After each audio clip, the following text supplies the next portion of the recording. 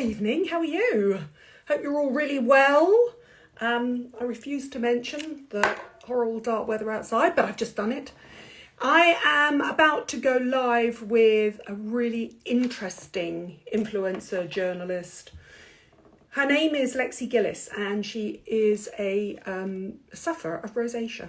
And she, I think, in the UK has the most intelligent, articulate, engaged audience and conversation about suffering from rosacea.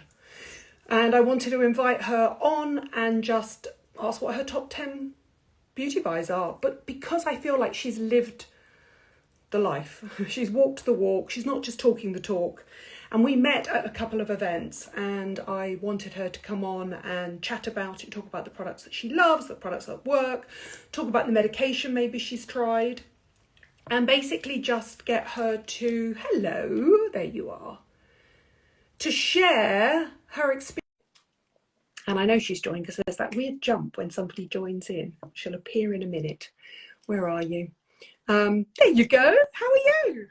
I'm good, thank you. How are you? I'm really well. Can I start by saying we don't see each other so much now because you've moved out of town, haven't you?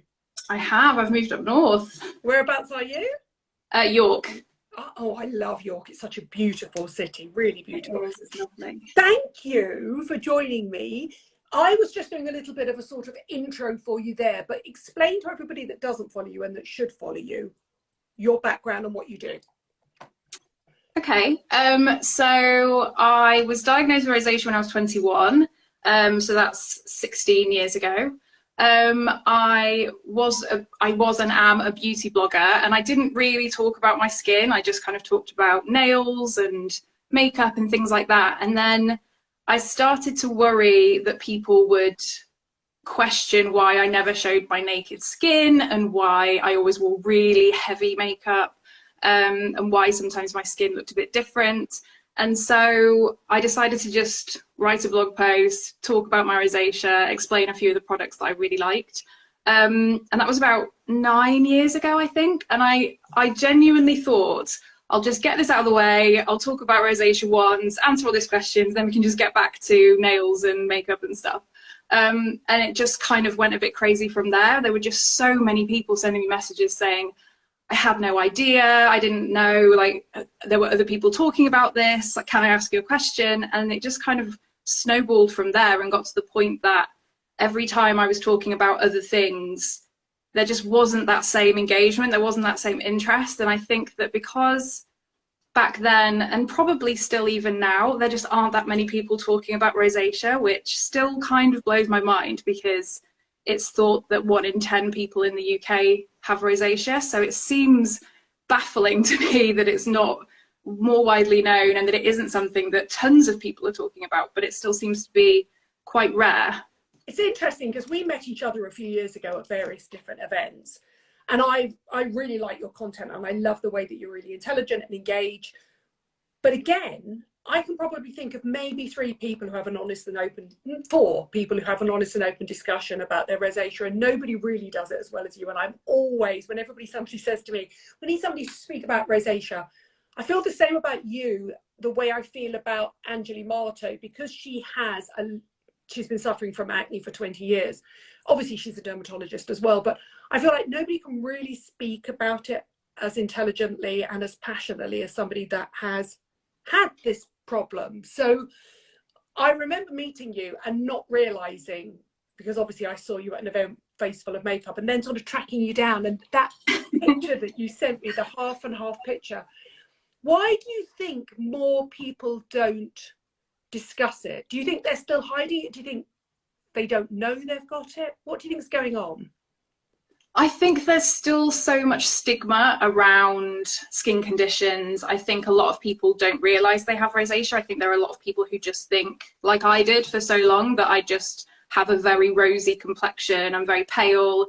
Everyone in my family is kind of the same. All the women in my family go very red whenever we have a glass of wine or whenever we go outside in the sun or anything like that. So I just kind of assumed that that was what my skin did.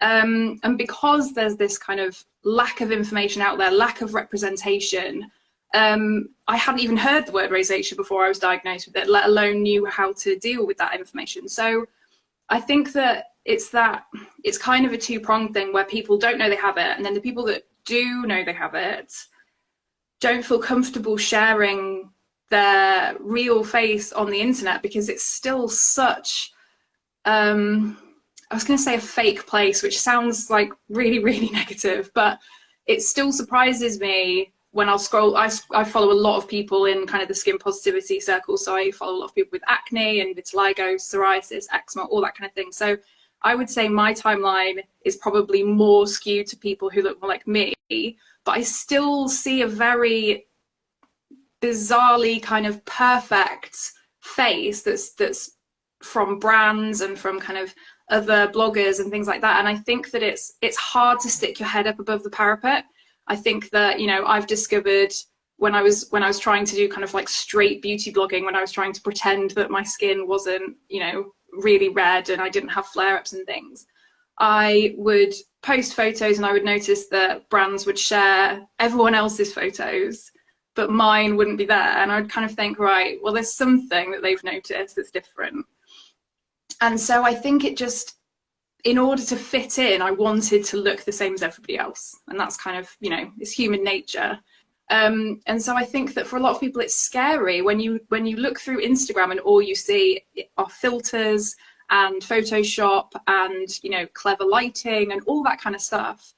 It's hard for you then to be the odd one out when someone's scrolling, and then all of a sudden it's like big red face, and it's just kind of like, it's hard to put yourself out there and make yourself different. Whereas I think when I started doing it, I still feel very nervous every time I post a photo of my face, because it's, you know, it's a scary thing to put your vulnerabilities on the internet.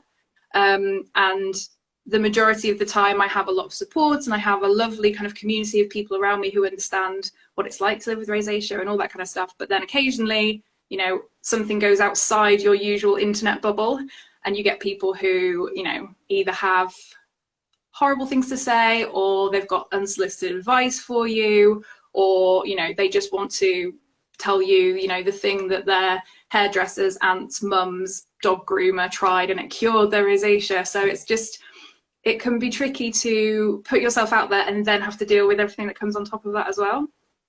Yeah, I mean, I think you're incredibly brave. I put a picture of myself up on stories the other day of myself, and I've got generally normal skin for my age, of myself completely unfiltered, even to the point where I didn't look at it closely and realize there was sort of, you know, bit of eye muzz and stuff like that up. And somebody said to me, the overwhelming feedback was thank you. So I put it on the main grid, and somebody said to me the other day, God, I cried when I first saw it, because I hadn't seen an older woman just without makeup on showing it like it is. And I said I wanted to put it on main grid because I wanted somebody to be able to do that and pinch it, to really see everything that was going on with my face. And it's scary and empowering at the same time. And it's one of the reasons why I love your content so much. So did you find it easy to get a diagnosis? Was your GP sympathetic? Did you have to go to a dermatologist? How does it work? Because anybody outside of the UK that's watching this is going to think, why is that so strange? But in the UK, we have a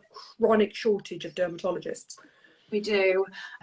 So I was at university at the time. I just went to the university GP, and because I didn't know what rosacea was, and I'd never struggled with my skin. I'd never had any kind of issues with it before. So I just assumed it was an allergic reaction or something was going on. And I thought that I would just go to my GP and he would be able to fix me immediately. Wave the magic wand, yeah. Exactly. And basically, as soon as I walked in, the GP was just like, well, it's clearly rosacea, and gave me a medicated cream, and that was pretty much it. They didn't discuss triggers, they didn't discuss kind of lifestyle changes, they didn't try and get to the bottom of, you know, what was making it worse, what might make it better. They didn't tell me about skincare, they didn't tell me anything. They just said, yeah, it's rosacea, it's incurable, here's a cream, bye.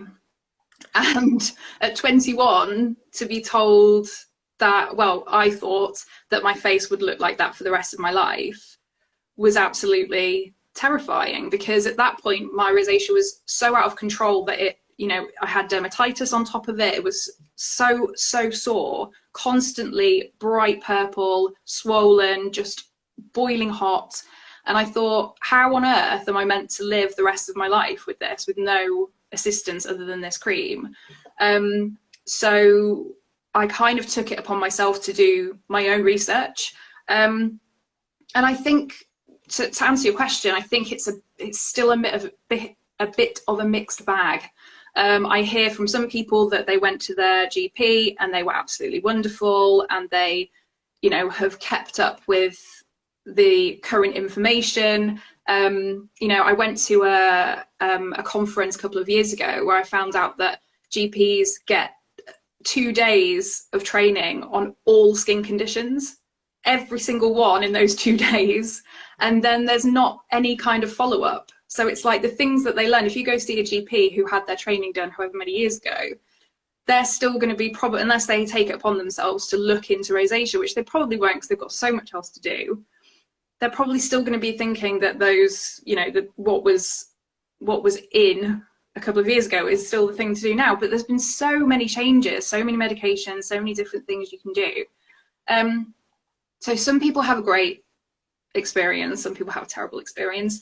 I found that I had to go to quite a few different GPs to find one who asked me about the psychological side of my rosacea as well, which for me was the thing that really helped me turn a corner, because my biggest trigger for my rosacea is stress.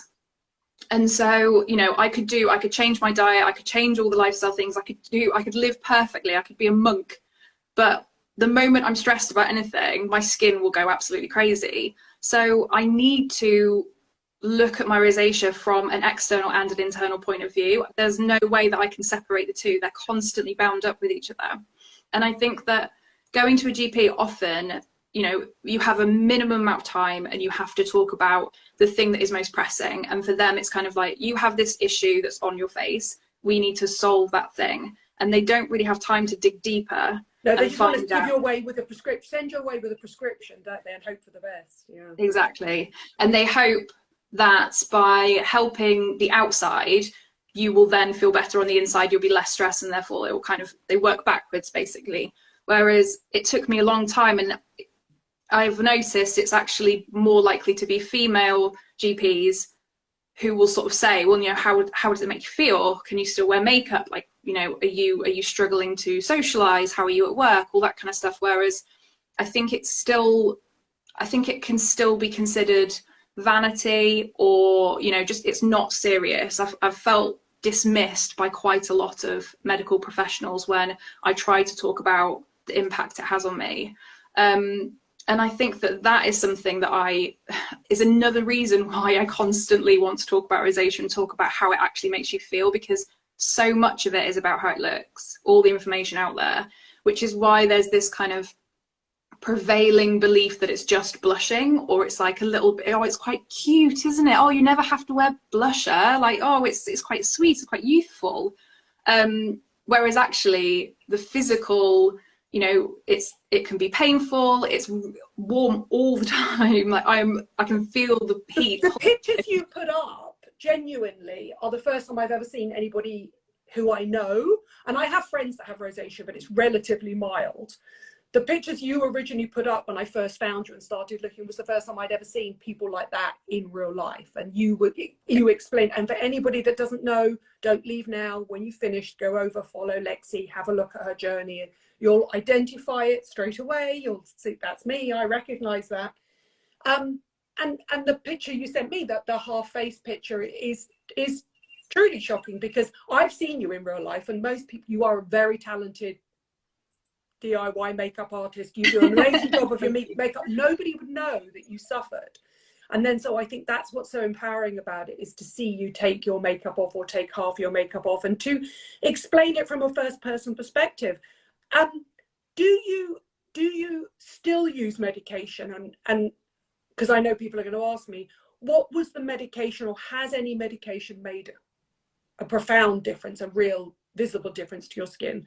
What do you say to people who again, I know they slip into your DMs the whole time and say, what should I ask my GP for, if their GP's a bit clueless?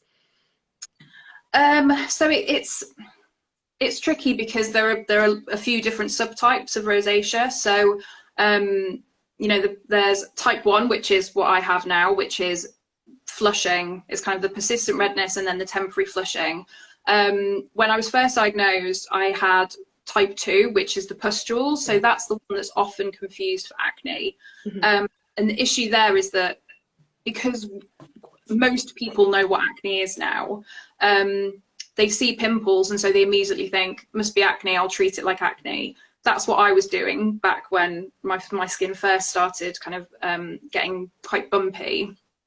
And the products I was using, when I look back now, are like the worst possible things I could have been using for rosacea, because the treatments for acne and the treatments for rosacea are just wildly different. So I think when you go to your doctor, the first thing you should be talking about is trying to get an idea of which subtype you have, because that will really guide the GP in what they should be offering you. The biggest changes that I've seen personally, I do a disclaimer every time I talk about rosacea, because every person is so different and every person's triggers are different and everyone will react differently to these things. The biggest changes that I've seen have been from lifestyle changes. They've been from me slowly working out what my triggers are and then either removing them or really kind of pulling them back. And I can see why, with any kind of condition, with any kind of situation, someone wants to be able to go to their GP and say, fix me, please, like I need something. But I saw it as kind of, if I go and get the medication, if that's where I start from, I'll still be doing all the things that my skin obviously hates, but I'll just be kind of masking that. So the way I've seen it is I've tried over the past kind of 16 years to slowly try and work out exactly how I can work alongside my skin. Instead of trying to see it as the enemy and constantly fighting against me, I'm actually seeing it as my skin, you know, waving red flag, being like, what are you doing? Tea tree oil, no, no, no, no, no, no, no, put down the wine, and just kind of listening and trying to get to know my skin. And that's the way that I've gained control over it, because otherwise I would just constantly be battling with it in that way rather than trying to see where I started. Let's go through some of the most common triggers that people find, and certainly ones that are personal to you. So stress is obviously not your number one, but what else did you notice? Any kind of extremes of temperature are terrible. So right now is probably the worst time of year for me, because you go from freezing cold outside and then you step into central heating, and that change is just awful. My skin would be on fire. Alcohol, exercise, spicy foods, heat. So I try to not use any kind of heat around my face. So I try to let my hair air dry, all that kind of stuff. Basically anything that gets your blood pumping, anything that would normally result in a little bit of a flush on your face. If you have rosacea, that's just gonna exacerbate it massively. So yeah, there are different kind of food triggers. For me personally, dairy is a really big trigger, but other people are fine with it. It is very much just like finding your personal triggers, but I would say that extremes of temperature, stress, alcohol, like sunlight in general is really bad for rosacea. So SPF is like key year round. Somebody just said spicy food and sex. Is that TMI, Lexie? Basically anything that gets your blood going. So it's, you know, exercise. Good sex. Yeah, okay. And is spicy food a trigger from you as well? I know it was for my sister so badly. I am the biggest wuss when it comes to spice, so I wouldn't know. I have some news for you as well, which might be good and might be bad in the long term, but I think hormones are a massive trigger. My sister started suffering from rosacea, and it does run in our family. I've got a whole family of Celts with gorgeous red hair and blue eyes on one side of my family. Although obviously black women and Asian women can suffer from rosacea as well. But she only started when she was pregnant, and I've got some good news for you. It stopped when she went through the menopause. You've only got to wait another 12 or 13 years, 14, 15 years. Terrible news, I'm sorry. But that was really interesting, because nobody had ever told her that actually that might help, and hers massively calmed down when she went through the menopause as well. I know you don't want to have to think about that, it's ages away. So you don't particularly want to talk about medication that you think people should be talking about and asking for their GP, or how is it normally treated? Is it normally treated with topical antibiotics and oral antibiotics? Yeah, it's topical creams, and the kind of gold standard for type 1 is laser or IPL as well, because so much of my underlying redness, so I'll flush, that will be kind of my temporary thing when I have a flare up, but even when my skin is like completely calm, very, very happy, my underlying redness is always there because I have so many capillaries. So the laser or IPL would be the gold standard for that kind of underlying redness, because obviously nothing else can really help that. And have you tried that, and has it worked for you? Because I've not tried it yet.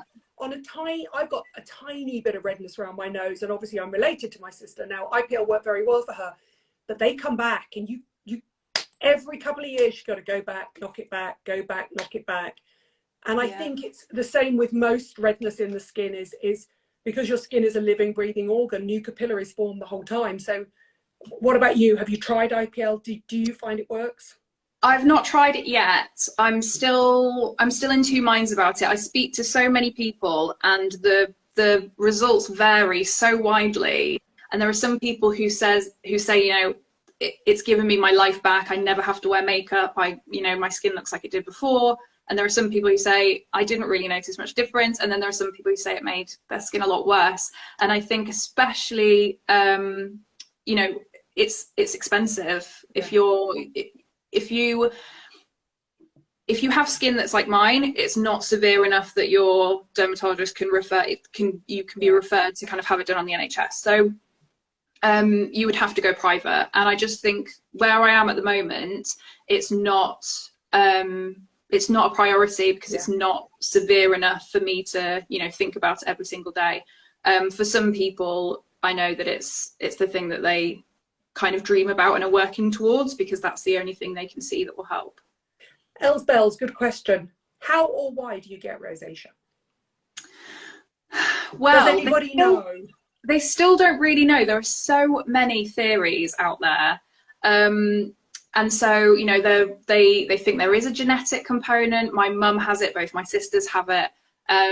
It's more common in white skin. It's more common in women, although it's thought to be more severe in men when it does show up on men. It's more common if you've got fair skin, fair hair, light eyes. But like you said earlier, that's not, there can still be cases of it with other people. There's connection to the gut, there's connection to trauma, there's connection to Demodex mites on the skin. There's so many different theories, and everybody I speak to is passionate about one of them. They think that is the absolute main thing, and if they sort that out, then their skin will be fine. But it's still unknown, which is why it's still incurable. It's still, they're still working on trying to find out exactly how they can get rid of it for good. I think, the changes that have come about in the treatment of rosacea since I was diagnosed have been enormous, especially in kind of the last 5 years. Now, doctors believe that, you should be aiming for clear, that you can kind of go into remission, you can gain control of it, can kind of lay dormant until, you do something, you have a stressful time, blah, blah, blah. So that is very, very different to what I was told and what I was led to believe 16 years ago, when I basically thought that there was no hope.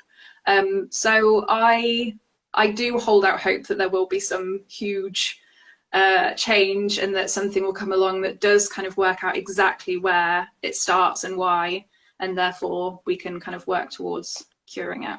Okay, so let's talk about the skincare you absolutely can't use. So if we're talking about skincare triggers, you don't have to talk about products, you have to talk about maybe active ingredients. We don't want to name and shame any products. There will be somebody that loves something and somebody that hates anything. Tea Tree, I'm with you. What are your big skincare have you learned over the years? Can you just flip something over and go, that's not for me, I'm not using that? So anything that's like physical exfoliation Yeah. is usually quite bad for me. When I was first diagnosed, when I had dermatitis, I was using a famous scrub every day, and my skin was so unhappy. It was just, I look back and I just think, no wonder your skin was unhappy. I was using it every single day and really, really kind of going for it. So anything physical exfoliation wise is not great for me.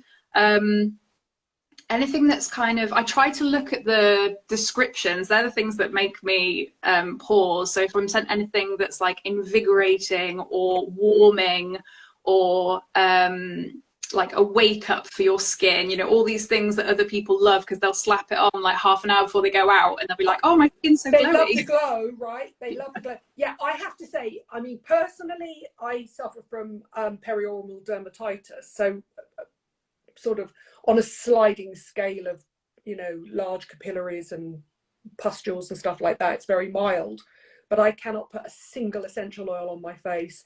And mostly things that are invigorating and warming will have mint, cinnamon, ginger.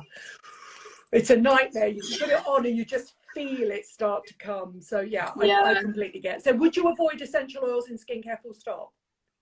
Not full stop. There are some products that I absolutely love that have essential oils in, but I always make a point when I recommend them to people that I say, if you are very susceptible to, you know, triggering from essential oils, maybe steer clear of this, because I know there are some people that the tiniest amount will just kind of send them off. But typically if I open a product and I can smell it, like it smells lovely, I'm usually like, it's probably not, probably not worth it. I always think if you open something up and it smells like a glorious spa, I'm like, yeah, okay. Nipples, I always say nipples down for me. Is your rosacea purely on your face? Is it possible to get rosacea on your body? So it's rare, but you can get it on your chest and on the top of your back. I do have kind of sensitive skin everywhere. I get very kind of dry skin, and I do kind of avoid really strong smelling, so I can't even use the nipples down, which is bad. I know. Listen, I feel like people always say to me the whole time, oh, for God's sake, Nadine, there's no joy in your skincare. And I go, trust me, there's no joy in having perioral dermatitis for 20 years either. Right, let's talk about what you love, because I'm fascinated by this. As I said, can I just say, if you go on to follow Lexie, she is the most talented makeup artist. She really is. So you can do skincare, you can do hair care, you can do makeup. Can I just say, in the beauty Rolodex of life, or whatever you would call it, of life, yeah, okay, you've got problematic skin, you have got hair to die for. So there's that, right? Thank you. The most beautiful, long, glorious red hair. It's absolutely beautiful. Tell me, let's go through your top 10 products. And did you love them instantly? Have you found that they're just your favorites, or that you actually would recommend them for people with rosacea as well? Okay, so I've got them all here. I've done a bit of a combination of like skincare and then some other bits as well, because I'm still, this is the thing, I feel cursed because I'm such a beauty lover, and there's so many things like you say that just I can't use. I get sent some stuff and I'm just like, oh, it makes me so sad. I know, but it makes you very popular with your friends, right? Oh yes. So I'll start with skincare because I think that's probably what people are most interested in. So I've got a couple of cleansers. So this La Roche-Posay Tularian Derma cleanser has been in my routine on and off. I don't even know for how long, years and years and years and years. So my parents live in France, and my dad has lots of skin issues, and he got prescribed Aven and La Roche-Posay products by his dermatologist. So every time I went to their house, I was just like filling my bag. I was just like, thanks. So I've been using Aven and La Roche-Posay for as long as I can remember. And this cleanser, it's what I always go back to. I know my skin is going to be happy with it. If my skin is slightly grumpy, if I'm going away somewhere, or if I've got like a busy, stressful time coming up, I'll pare everything else back and I'll go back to what I know my skin is going to rely on, and I know it'll be okay. So this, it's such a simple like cream cleanser. But another thing I really love about it is the fact that I can either remove it with water and my hands. I don't use flannels or muslin cloths or anything like that because I find they're too aggressive for my skin. And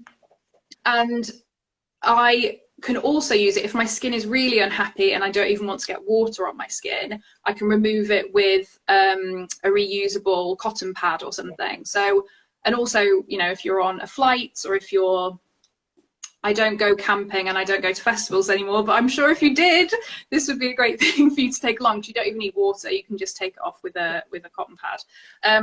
I love that range. I mean, have you tried the Derma Tularian serum? And they've got a brand new face cream. Yeah, and the Tularian Ultra Fluids. I love so many of the whole range. They're great. It's one of the things that I absolutely recommend to anybody having a bad skin, sensitized skin, freak out skin day. Right, number 2. So this was a product that I avoided for ages because I thought it had lots of fragrance and things in it that I wouldn't like, but it's the Clinique Take the Day Off Balm. And so I feel like Clinique was fragrance. I have no idea. And I feel like such an idiot because so many people recommended it to me and I would just be like, and then in the back of my mind being like, nope, not going to happen. And then I got sent it and I was like, okay, I'll try it. And it's incredible. And it doesn't have any fragrance. It doesn't have anything in it that my skin would object to. It's just, if I'm wearing a lot of makeup, I wear a lot of like matte lipsticks, a lot of mascara, things like that. It just completely breaks down anything. Starts off as a balm, turns into an oil. And I think a lot of people with rosacea are worried about oils because they're worried that they're kind of going to clog the skin and cause irritation. But actually, I would say that if I'm trying to get my makeup off, if I have a product that's kind of oily, it's like it forms a barrier between my fingers and my skin. So there's even less friction. So actually, it's kind of like getting all my makeup off in one go, but not causing any more irritation. And then it just emulsifies with water and just washes off perfectly. So it's the best. I think it's the best cleansing balm on the market. I absolutely love it. I mean, obviously, I feel like an idiot for avoiding it. I've met the founding dermatologist behind Clinique, so they're really anti-fragrance. Most dermatologists are. So good on you for finally discovering it. Better late than never. You're right, by the way. Is that Joanne says? No, Jeannie says it's probably the lavender colour container. If it was in a white container, psychologically we'd have thought, oh, okay, that might be it. You know. Yeah. Oh my gosh, hadn't thought of that. Clever, that's so Jeannie. funny. Yeah, very clever. So my third one is another Roche Posay. It's the Cicaplast Balm B5. This is another one that I've used for years and years. I think even if you don't have rosacea, I think everyone should have a bottle of this in their house because it can be used on like nappy rash, sunburn, scrapes, everything. It's really healing. It's really soothing. It's quite thick. It's like emollient kind of texture. It's a proper balm. Yeah, so I don't put it, I try to keep a really thin layer on my face because my rosacea doesn't like feeling smothered or too hot. So anything kind of heavy will make it a bit cranky. So I put a really light layer on, but it's just whenever my skin is recovering from a flare-up or if it's really dry during the winter or just any kind of irritation, this is the thing that I reach for. I have so many. I've got the huge bottles of it and I've got the little bottles stashed everywhere all over the house. When we moved out of our old house, my husband was finding them everywhere all over the flat. He's like, why is this here? I was like, in case of emergencies. Yeah. It's one of those ones that I recommend to people the whole time. I just think it's such a brilliantly formulated product. Yeah. It is wonderful. So we mentioned earlier about physical exfoliators. So I have a chemical exfoliator, which I wish I had a different name because the word chemical really scares people. And whenever I talk to people, especially people with sensitive skin, you see them kind of recoil in horror when I say chemical exfoliator. It's the Medicate Press and Glow. Yeah. And it's a PHA, so my skin, now that it's in a calmer state, I can tolerate BHAs and AHAs a small amount, but my skin absolutely loves PHAs. And if you haven't heard of those, if you have sensitive skin, they are the things that you should be going for. If you feel like your skin is in a place where it can tolerate exfoliation, not everybody's skin can. If your skin is, really aggravated, then steer clear of it. But I find that is wonderful stuff. I love Medik8 as a brand in general. I think they do some wonderful products. But I started using it. I started on once a week. Like with everything, when I try it for the first time, I start really slow and I work up really, really, really slowly. And I try to introduce new things kind of one at a time, which is why I'm like a PR person's worst nightmare, because they'll send me something and a month later they'll be like, how are you going on? It's like, well, I'm trying it once a week, so I don't know yet. How often are you up to now on the Press and Glow from Medik8? And by the way, I am completely a Medik8 fan, and PHA stands for polyhydroxy acid. They're man-made and they're made to be super long, so they absolutely sit on the surface of the skin and penetrate unbelievably slowly. So they're the best, safest option for people for chemical exfoliation. Yeah. How often are you using it now? 2 or 3 times a week, okay. Like depending on how my skin's doing. And I'm always kind of checking in on my skin to see how it's doing. If I've got a lot of stuff going on, if I know I've got a stressful week, if I know I'm going to be, you know, like now we're kind of gearing up towards Christmas, I'm reining in anything I can. So it's like, I know that I'm going to be eating cheese. I know that I'm going to be drinking wine. I know that I'll have some late nights. So it's like, I try and cut back on other triggers so that I can indulge in the happy triggers. I think everybody should be listening to their skin more often. And I'm a lifelong sufferer of IBS, and I will be doing exactly the same in the run up to Christmas as well. Yeah. Alcohol, cheese, alcohol, dairy stress. Yeah, we have to kind of sit there every so often. If you've got any inflammatory condition in your body, and gut is related to your face, obviously, and your skin at all. If you've got an inflammatory condition in your body, you just have to sit for a moment and think, how is that feeling today? Right? Yeah. I've got a blog post actually about the bucket theory, which is kind of that it's, you know, people come to me and say, I don't understand. 1 week I can drink a glass of red wine and be absolutely fine. And then a couple of weeks later, I'll drink the exact same wine, exact same glass, and my skin will go crazy. And there's this theory that it's, you know, it's all about the bucket. And if you filled it with other things, if you're stressed that week, if you've eaten lots of things you shouldn't have been eating, all that kind of stuff, then that bottle of wine is the little drop that just overflows the bucket. Over the edge. And so in the run up to Christmas, I'm trying to empty the bucket so that I can completely fill it with cheese and wine at Christmas. Yeah. No, I completely agree. What I'll do is I will, obviously, anybody that's watching this now, of course, I'm going to list every single product and the little bits that we've chatted about, but you need to go over and follow Lexie. And then also under your bio is your blog link, isn't there? Yeah. But if I can find the specific links, or Lexie can come in afterwards, she can cut and paste them and put them in. So yeah. I mean, now I've got her on my page, if you tag her, she'll have to come in and answer the question. She's going to live to regret this. I'm going to be referencing her all the time now. What's next? So that's 4. What's number 5? I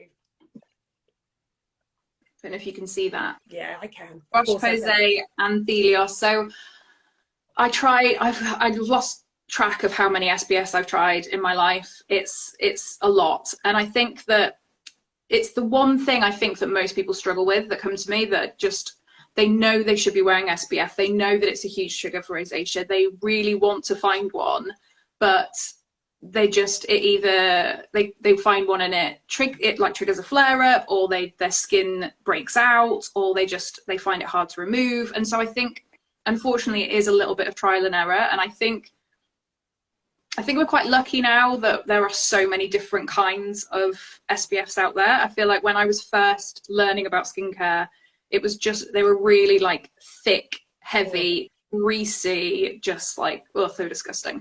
And now like this, I love this one in particular. This is the Anthelios Shaka Fluid, is it called now? Yeah. Shaka Fluid Invisible SPF 50, yeah. So it's really, really liquidy, like to the point where you have to kind of be careful when you're pouring it out. And it's so quick to apply. Like I have oily skin, so this is perfect for me because it's really lightweight. It sits really well under makeup. It doesn't leave a white tinge to the skin.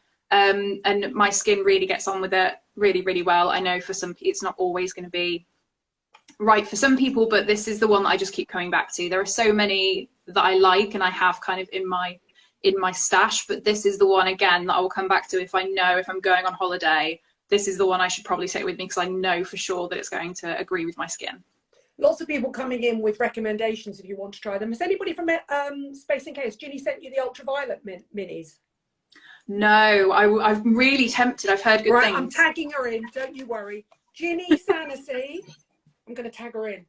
You need to send Lexie the ultraviolet minis. Anybody there from Rosalique listening? I think you might like Rosalique as well. I like Rosalique, it's good. It's a physical barrier with a slight green tinge. I have a couple of friends who don't have rosacea but have very redness prone skin, and they love that. They swear by that. And the dupe, and I say that advisedly, for the La Roche-Posay and Thelios is the Garnier one. The Garnier range. Same company. I know they don't want us telling you that, but L'Oreal is a huge conglomerate. They make amazing SPFs. Same company. So yes, if you're on a budget, look at Garnier. I'm literally going to tag Ginny Sanderson in under this. Don't you worry. I think she might have some Rosalique to send you as well. I love being brazenly open and questioning on other people's behalves. By the way, just feel free to be embarrassed by me. I love it. I love it. Number 6. Okay, this one's a bit out there. I love out there. So that's that cooling thing, isn't it? Yes. So over the summer, I had a really horrible allergic reaction, and my skin was so unhappy, and it was on fire. It was absolutely covered in tiny little bumps. It was so itchy, I couldn't sleep. It was driving me mad. And I ordered this from Amazon. I can't remember how much it was. It was hardly anything. And you just put it in the freezer. It's like a little plastic, it's like a paint roller. That's exactly what it is. Yeah, so basically it's a completely smooth plastic barrel on a pivot, and then you put it in the freezer. It comes out, it's super cold. Yeah. And then you just roll it on your face, because I use it for my puffy, baggy old eyes. Yeah, it's brilliant, isn't it? It's so good. And it's just, you know, I see a lot of people when they're having a flare-up or when their skin is playing up, and they sit with, you know, frozen bag of peas in a tea towel on their face, and it's just, you know, it's so much easier than that. You can just sit and just while you're watching TV, just like, and it really calms you down, it cools you down. I think a lot of the time, doing something tangible to help your skin helps to lessen the effect of the flare-up. I find that whether it's putting a cooling face mask on, whether it's, you know, having a cold glass of water, just knowing that you're doing something in that moment that's helps you to kind of feel like you're back in control, because rosacea can make you feel so out of control, like you have no control of your body. I feel that completely. I feel that even if you're in some way triggering a sort of little lie within your body that says, I'm in control of this, anything that makes you feel like you're back in control of a condition that a GP originally told you he and you had no control over, makes all the difference in the world. I completely agree with you. I absolutely love all of those cooling products. You just have to be careful. The Charlotte Tilbury one, for example, you would also love if you ever get sent it, but just don't put it in the freezer for longer than half an hour, because otherwise it becomes so cold it's almost painful. You need that fine line where it's cool and pleasant, but it's not. And the advantage of the roller one is it doesn't stay in contact with your skin. So none of the tongue against the, you know, the children when they tongue against the ice lolly one where you can't get your right. Next one. So the last ones are more kind of traditional beauty related. So my blog name, Talented Lex, started because I was a nail blogger when I first started my blog. And Opi Nail Envy has been the base coat that I've used on my nails for as long as I can remember. It's, if you struggle with weak or brittle, like kind of peeling or just kind of like bendy nails, or nails that don't get past a certain point and then they just break off, Opi Nail Envy is absolute. It's just the dream. I've used it for a really, really long time. It's just, I haven't found anything better to just strengthen the nail, and I use it as a base coat under all my manicures, so it's just part of my routine now. I don't even think about it. But I've never found anything better for keeping my nails in strong condition. People are going to ask what concealer and foundation you can use and what works to cover everything up. You can't get away without mentioning concealers and foundations.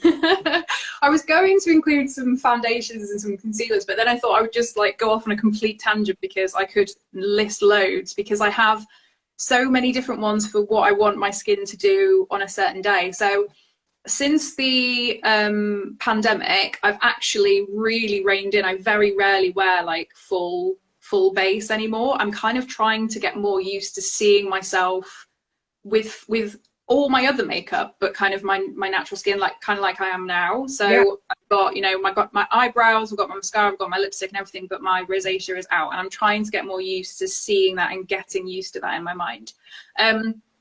So the ones that I've been reaching for the most recently are really kind of light coverage. So things like the Glossier Skin Tint, Chanticaid. There's one from Lottie London that's fairly new, I think. I think that's called Skin Tint as well. So the Chanticaid would be the tinted moisturizer, the purple and silver. It's so expensive, but it is dreamy. I started to form the words and I thought, I'm not going to be judgmental. I saw a friend of mine put it on the other day, and it still shocks me at how much money Chanticaid products are. I was sent it, and when it arrived, I was like, I hope I hate this. That I hate this, because it's so expensive. But it truly is. It gives such a natural finish, and I only use a tiny amount. This is how can you hear me like explaining it to myself, trying to justify it. But so that's like a few from a wider price point there, and then ones if I want a bit more coverage, I really like the Ordinary Serum foundation. That's gorgeous, and that's really affordable, and that's really easy to build.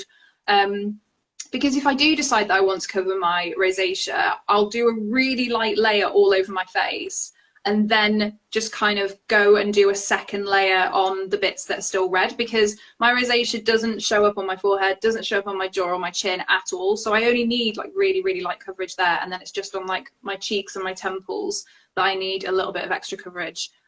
Which is what a makeup artist would tell you to do. You know, nobody has your skin all over. So you're almost using the Ordinary Serum foundation almost as a concealer, just to go over the areas where you need it. People are asking how much the Chanticaid skin tint is. I think it's like £80. I was going to say 70. I think it's somewhere. I was going to say 70, and then I thought I always get it wrong. Let's go over the top. But yeah, like 70, it's a lot. And the tube is not that big, but yeah. Although I do only use like a pea-size amount, so it's still very expensive. It's very expensive. I see it as the kind of thing though, like as with everything, there are some people who are happy with a handbag from Primark, and there are some people that want to spend, you know, however much on a Chanel handbag. And if when you're doing your makeup, you want to feel like the most luxurious bitch in the world, you go for Chanticaid. Like that's just what you do. I think I always try and give like a wider range, because I know that especially when you've got sensitive skin, you're probably not going to go out and spend 70 quid on something that you can't try first. You want to be able to get samples. You want to be able to know, okay, if this doesn't work and it's going to join the foundation graveyard that I've got at the bottom of my makeup bag, it's probably better when you're going for something like the Ordinary, because that's, I think, £7.50 or something. And comes in a really good range of shades. It's quite a really velvety matte finish, but coming up for the party season, it's lovely. Can I just say, if you do want to try the Chanticaid, can I just say, and you have sensitive skin, do go on counter and get one of the professional makeup artists somewhere like one of the big department stores or Space NK to try it on you first, because then you can go away, be really strong, wear it for 12 hours, cleanse your skin, and think about buying it the next day. It's a big investment if it doesn't suit your skin. Totally. Right, moving on from foundations, because I think I've made you you've listed 1, 2, 3, 4. You've done well. Four. Yeah. Back to the normal list. Sorry. Okay, so mascara, Maybelline Lash Sensational. I've used this mascara for years and years. I have ocular rosacea, which, if people don't know what that is, it's a different subtype of rosacea, and it basically means your eyes are incredibly sensitive to the light, to the wind, to anything. My eyes stream all the time. I'm constantly like wiping my eyes. They feel gritty all the time, like I've got something in them.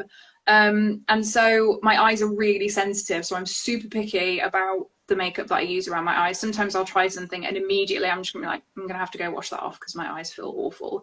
But this mascara has been in my my makeup routine for, oh God, I can't even think, probably 5 years, maybe more.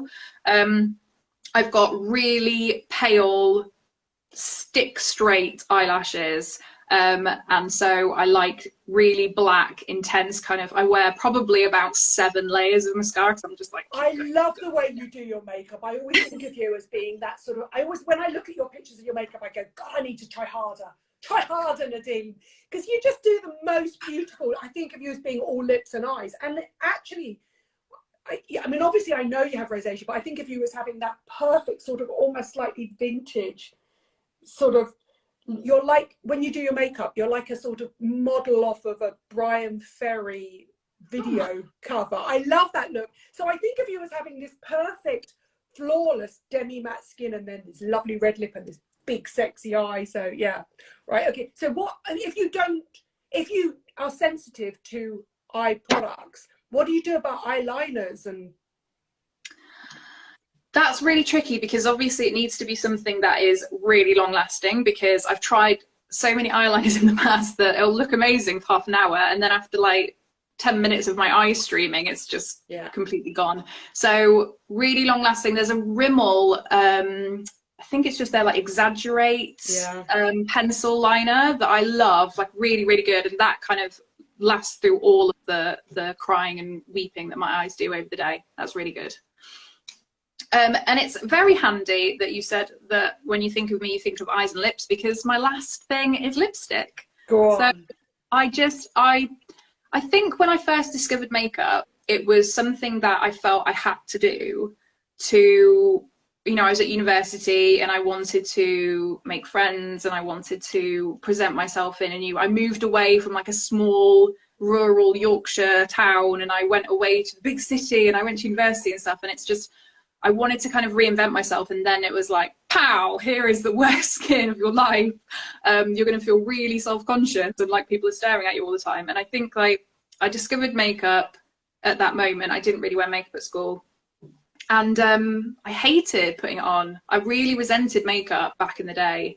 And so over time, when I started kind of getting more into makeup and really paying attention to what made me feel good, lipstick was like the biggest thing. I was a bit of a kind of emo scene kid, so I wore a lot of eyeliner, had all the piercings and the big kind of comb over hair, and red lipstick was just the thing that made me feel incredible. I felt like it drew attention to a part of my face that I was choosing for people to look at. It's another way, again, like we said about taking back control. It's kind of like, right, okay, I don't want you to look here, I want you to look here. So it's like, draw the eye. It's very interesting that you say that. Sorry, somebody's talking about ocular rosacea. She had her eyes lasered as I was short-sighted. One of the benefits was that I hadn't realised until a few weeks after that it cured my ocular rosacea. Oh my gosh. I have terrible eyesight, so I'm tempted to get eye surgery because I'm blind as a bat. Oh, that's interesting. I totally understand why, if you're using makeup to cover something that you'll feel uncomfortable with, it becomes a chore. Whereas lipstick is just that sheer joy of experimenting with lipstick and putting any colour on and being back in, it's that sense of control again and taking pleasure out of makeup again rather than it being a chore. Yeah, absolutely. And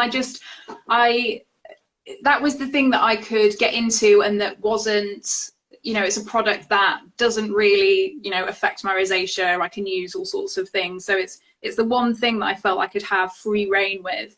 And I love like really weird coloured lipstick. I did a series on my Instagram called Unwearable Lex, which people can look at the hashtag, and it's like, there's grey lipstick, there's like navy blue lipstick, there's green, there's all sorts of stuff. And it brings me so much joy, because it is like, I would be out somewhere, sat on the tube or something, and I'd see someone staring at me. And immediately my brain, after, you know, however many years, 16, 17 years of worrying about my skin, immediately I think, oh my God, they're looking at my rosacea, something's happened, my makeup's come off, or, you know, I'm having a flare up and they're staring at my skin wondering what's going on. And then it's like, oh no, I'm wearing green lipstick. Grey or green lipstick. Well, okay, so do you have a go-to lipstick colour or brand, or are you just like a complete lipstick slut? Like Jo Jones, who I create content with. She doesn't care as long as it's highly pigmented and super outrageous. I have so many, and I tend to bounce around a bit, but the one brand that I come back to all the time is going to be a really annoying one because they're not in the UK, which is Sephora. Ooh. But if people go to a Sephora or they have one local to them, it's the Sephora own brand cream lip stains, which is a really stupid name because they're not stains. They're just a matte liquid lip stain. Yeah. I don't know why the name is cream liquid stain or whatever. But I have probably about 20, maybe 25 different ones of this. Yeah, that's an addiction. Because they are so good. You paint them on, they dry down, they don't budge at all. They don't fade, they don't flake, they don't do anything. And they do such a wide range of colours. Like with them, I've got like lilac, baby blue, like all the weird ones. And then this is the one that I go back to every time. So this is No1 Always Red, which is just, I've lost count of how many of this one I've been through. But I did bring Kat Von D with me so that I could have a brand to recommend that is actually available in the UK. The Kat Von D, similar kind of vibe. They do lots of the unusual colours that I like, but they also do wonderful classic kind of orange reds like this. They, in a similar kind of vibe, they dry down, they don't budge. You can, my main thing, if I can eat a burger and have a drink and it's still there at the end, that's like my thing of whether a matte lipstick is there. The KVD one, what's the KVD product called? It's called Everlasting Liquid, I think. Okay. And what's your favourite shade in that? Oh my gosh, you're testing me. Oh God, so sorry. Listen, you are far too young to join my elite crowd of middle-aged women trying to read the bottom of lipsticks club. Because trust me. Santa something. It's it. the orangey red. I'll find it. Absolutely brilliant. Right, okay, so the important thing is I'm going to list every single product. Of course I am. If you watch this back, because obviously this will stay on my main grid for ages, if you just tag Lexie, she will come in and answer your questions. But what I suggest you do is go over and follow her because she's brilliant. She is a really talented nail and makeup artist. She's got the most beautiful. You haven't mentioned a single hair product. Have you just got like hair that just looks like that when you wake up? Are you just one of those women? You are, right? No, I've only just had it cut. It was really long before, and I've just had it cut into this shag wolf cut or whatever it's called, and it's really brought out my curls. And so I'm still kind of learning how to deal with it. But I will say that the Living Proof curl range is dreamy. It's really, really, really nice. So I use the curl enhancer cream, and then I use the curl defining gel and just like scrunch that into my hair. But I leave it to dry naturally because hair dryers and hair straighteners and all that kind of stuff will send my skin a bit loopy. So thank you very much for saying that. I am still learning with curly hair because my hair was so long before that it just kind of dragged pulls. When down. people say to me they have short hair and that they have trouble with coping with the texture, I always say to them, if you just grow it out, the sheer weight of it will, because I have terrible cowslicks and wavy frizzy hair, and the longer it gets, the straighter it gets. Last time I saw you, it was virtually down to your waist. I know, it's crazy. It grows really quickly. And that's your natural colour, isn't it? Yes, there's a little bit at the bottom that's slightly lighter, but yeah, this is the... It's the Julianne Moore deep red of gorgeousness. In fact, you've got very similar hair to Julianne Moore. I interviewed her in real life and you can see it. It's the sort of hair, and this is a bit freaky and creepy, but I have a habit of going up and touching people with really thick hair and then I make them touch my hair because I don't think they know what real hair feels like. Because real hair is just like, you lose more hair in the shower when you wash your hair than I have on my entire head. It's that really thick, gorgeous cheerleader hair. I love it. So what I will do is I will list all the products down below. If I get anything wrong, Lexie, come in and correct me and go and follow her. She will answer your DMs. But if you can be brave enough to have a conversation under this video, I like the answers to be public so that we can all join in and share advice and help each other. Yes? Absolutely, yeah. And will you also just quite happily, don't be ashamed, tag your blog, put the bucket one underneath because I think that's really interesting as well. Yeah. But basically, I mean, you should follow her because she's interesting and engaged and knows loads about makeup and skincare and nails as well. But honestly, if you know anybody or you suffer from rosacea yourself, if you're concerned that you might suffer from rosacea, she's one of the few people here who is truly unfiltered, and that means a lot as well because we need more of us on here that do that as well. So thank you so much. Thank you very much for having me. My absolute pleasure. And I will save this now. I mean, fingers crossed. I've got an iPhone 13. Instagram does not love me, but I will try and save this. If not, it will definitely go up in the next sort of 12 hours anyway. So thank you. Perfect. Have a good evening. You Thanks, too. Lexie. Bye. Bye.